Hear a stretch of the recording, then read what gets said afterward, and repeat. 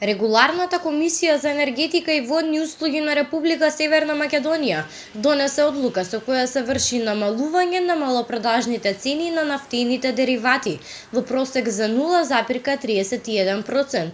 Од 31.3.2020 година максималните цени на нафтените деривати ќе изнесуваат: Евро Супер 95 ќе изнесува 48,5 денари за литар, Евро Супер 98 ќе изнесува 50,5 денари за литар, Евро Дизел ќе изнесува 46 денари за литар, екстра лесно масло за домаќинство ќе изнесува 35 денари за литар и цената на мазутот ќе изнесува 18,891 денар за килограм.